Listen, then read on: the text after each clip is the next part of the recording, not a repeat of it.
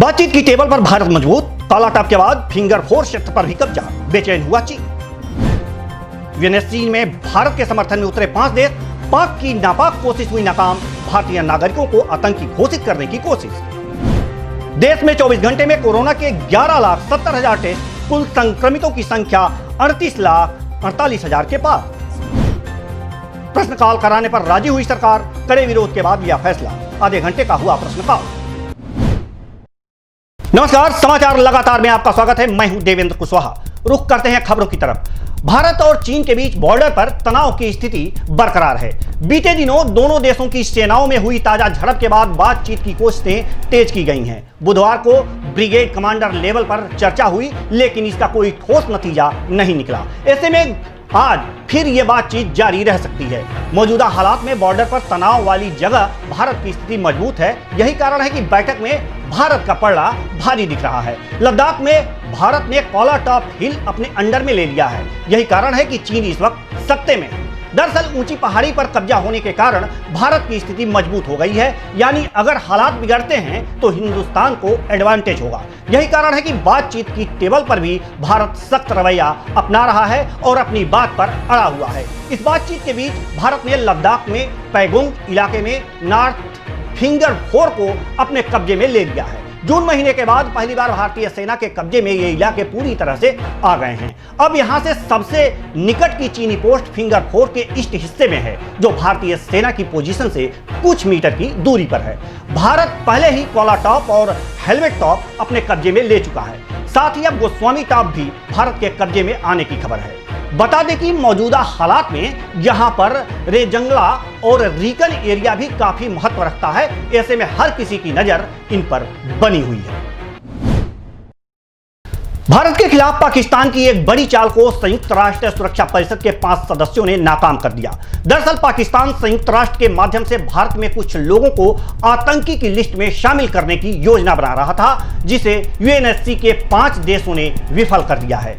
परिषद के ये 5 सदस्य देश हैं अमेरिका, ब्रिटेन, फ्रांस, जर्मनी और बेल्जियम। इन देशों ने एक सुर में आवाज उठाई कि पाकिस्तान बिना किसी ठोस सबूत के भारत के खिलाफ मामला उठा रहा है।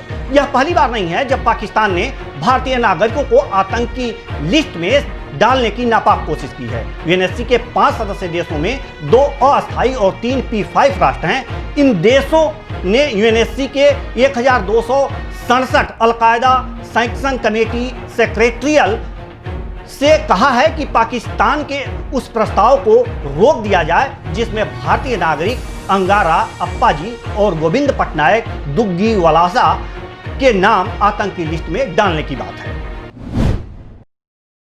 देश में कोरोना का कहर थमने का नाम नहीं ले रहा है। भारत में कुल संक्रमितों की संख्या 38,48,000 के करीब पहुंच गई है, जिसमें करीब 8,13,000 केस अब भी एक्टिव हैं। महाराष्ट्र में कोरोना संक्रमितों की संख्या 8,08,000 के पार जा चुकी है। वहीं आंध्र प्रदेश में मरीजों की संख्या 4,45,000 के करीब है। स्वास्थ्य और परिवार कल्याण मंत्रालय के मुताबिक देश में पिछले 24 घंटे में कोरोना वायरस के 11,70,000 से ज्यादा टेस्ट किए गए हैं। दुनिया भर के देशों के आंकड़ों को देखें तो संक्रमितों की तादाद 2,59,00,000 के पार पहुंच गई है। वहीं इस बीमारी ने 8,61,000 से ज्यादा की जिंदगी छीन ली है।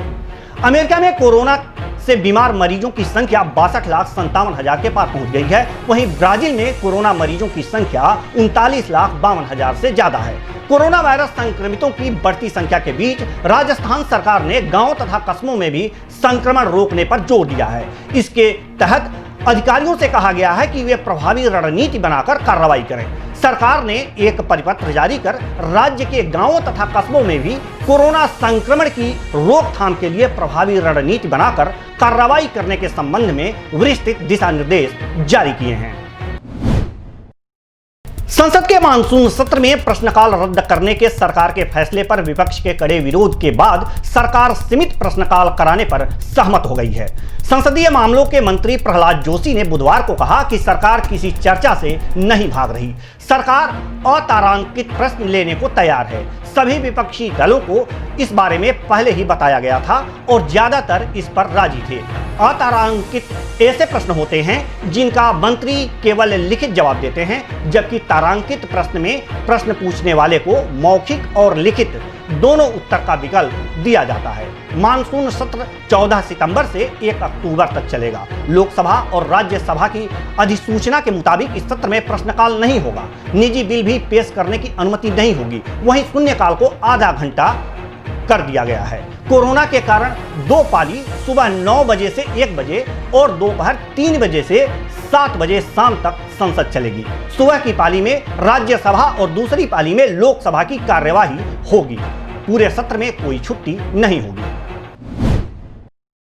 प्रधानमंत्री नरेंद्र मोदी की पर्सनल वेबसाइट का ट्विटर अकाउंट देर रात को हैकर्स द्वारा हैक कर लिया गया, लेकिन कुछ ही देर में इसे सुधार भी दिया गया।